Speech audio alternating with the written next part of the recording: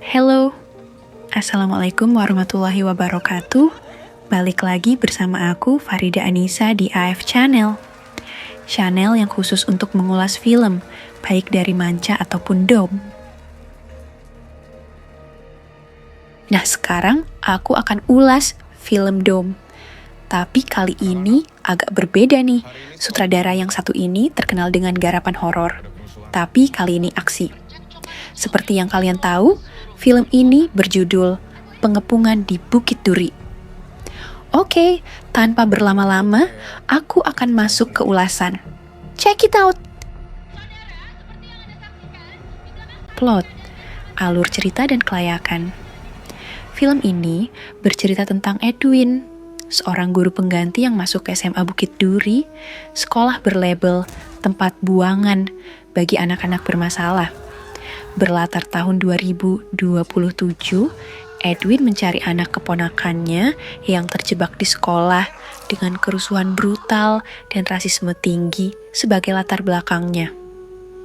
Ceritanya penuh ketegangan dan kekerasan, mengangkat isu rasisme dan trauma sosial dengan latar distopia Indonesia pasca 1998. Alur 118 menit terasa berat dan padat, menguras tenaga dan emosional penonton, tapi punya struktur yang kuat dan klimaks yang memuaskan meski ada beberapa bagian terasa lambat atau bertele-tele. Film ini gak buat santai-santai, lebih ke awaken reality dan refleksi sosial. Daya tarik, premis dan nilai hiburan. Premisnya unik dan berani. Pelajaran berat tentang luka rasisme lewat setting sebuah sekolah.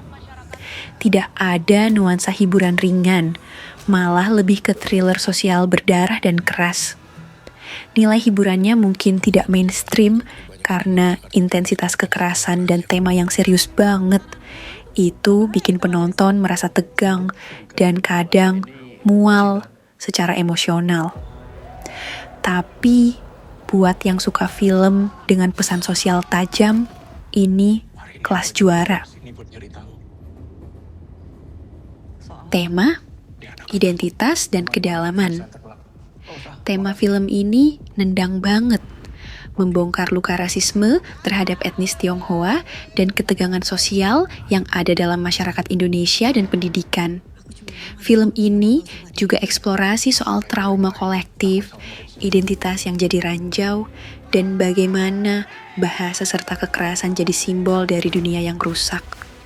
Tema ini eksplisit lewat dialog yang kasar dan vulgar, sesuai dengan hukum bahasa Indonesia yang diakui, tapi punya fungsi filosofis mendalam sesuai pandangan Wittgenstein bahwa bahasa adalah bentuk kehidupan.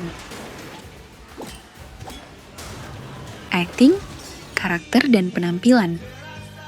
Morgan Oey sebagai Edwin tampil sangat memukau, menampilkan kedalaman karakter yang lelah tapi gigih. Pemeran pendukung seperti Omar Esteglal dan Hana Malasan juga penting membangun atmosfer dan warna karakter. Akting mereka natural dan mampu membawa emosi brutal tanpa menjadi lebay yang bikin film ini terasa sangat nyata dan intens. Dialog, bercerita dan konteks.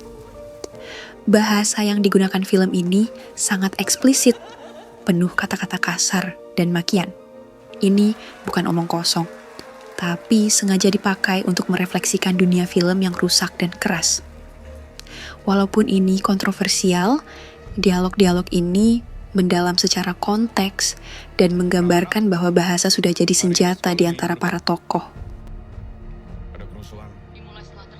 Sinematografi, bahasa visual, pencahayaan, setting, dan busana. Sinematografi di film ini dapat apresiasi tinggi. Pengambilan gambar sangat agresif dan atmosferik. Pencahayaan gelap mendukung suasana distopia dan mencekam. Setting SMA Bukit Duri dirancang seram dan keras, menambah nuansa brutal dan nyaris apokaliptik. Busana juga sesuai karakter siswa bermasalah dan guru jadi terasa autentik. Editing, kecepatan dan efek. Editing film ini dinamis dengan tempo yang cukup cepat di momen aksi dan ketegangan. Tapi ada beberapa scene terasa lambat dan agak bertele-tele. Efek visual tidak terlalu mencolok, fokusnya lebih ke realisme adegan dan atmosfer menekan yang dibangun bagus. Soundtrack, desain suara, dan skor film. Soundtrack pas banget dengan nuansa kelam dan gritty. Musik dari Tony Merle dan Negative Lovers nambah kedalaman emosional, dan desain suara yang atmosferik bikin penonton benar-benar terbawa ke keadaan mencekam di film ini. Mengarahkan visi dan eksekusi. Joko Anwar sebagai sutradara sekali lagi menunjukkan visi kuatnya lewat film ini.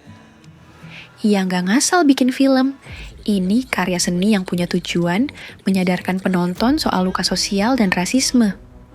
Eksekusi visual dan cerita sangat solid, bahkan meski durasinya cukup panjang, tetap terasa fokus dan powerful.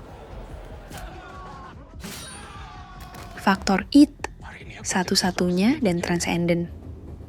Film ini punya it factor di keberaniannya menyajikan tema sulit dan eksplisit yang jarang disentuh film-film Indonesia. Juga karena memakai distopia yang terasa nyata dan dekat dengan masa depan bangsa. Film ini meninggalkan kesan mendalam dan membuka ruang diskusi soal isu yang tabu. Kelebihan dan kekurangan. Kelebihan, cerita berani dan syarat pesan sosial. Akting natural dan mendalam. Sinematografi kuat dan atmosfer mencekam. Soundtrack dan desain suara mendukung mood. Sutradara punya visi kuat dan eksekusi rapi. Kekurangan, durasi terasa lama dan beberapa bagian agak melambat. Dialog kasar bisa bikin sebagian penonton kurang nyaman. Tidak untuk hiburan ringan, lebih ke film berat dan emosional. Rating IMDb dan review. IMDb rating sekitar 7,7-8 dari ribuan penonton, cukup positif. Rating dari beberapa review juga sekitar 6,7-8 tergantung sumber, menunjukkan film ini disukai tapi menyisakan perdebatan soal kekerasan dan dialog kasar. Budget dan pendapatan. Menurut info produksi, film ini dibiayai oleh Amazon MGM Studios dan Come and See Pictures dengan budget cukup besar, namun detail nominal tidak dipublikasikan resmi. Film ini tayang 44 hari dan meraup hampir 2 miliar rupiah, menunjukkan performa yang lumayan di bioskop, walau temanya berat. Nilai akhir. Kalau dari aku nilainya 8/10. Kenapa? Karena film ini adalah karya yang berani banget buka luka sosial yang selama ini jarang diangkat, dengan akting yang kuat, sinematografi dan sound design yang total, serta visi sutradara yang kuat. Memang bukan untuk semua orang. Dialognya kasar dan temanya berat, tapi buat yang ingin nonton film Indonesia yang punya nyawa dan berani tampil beda, ini pilihan wajib.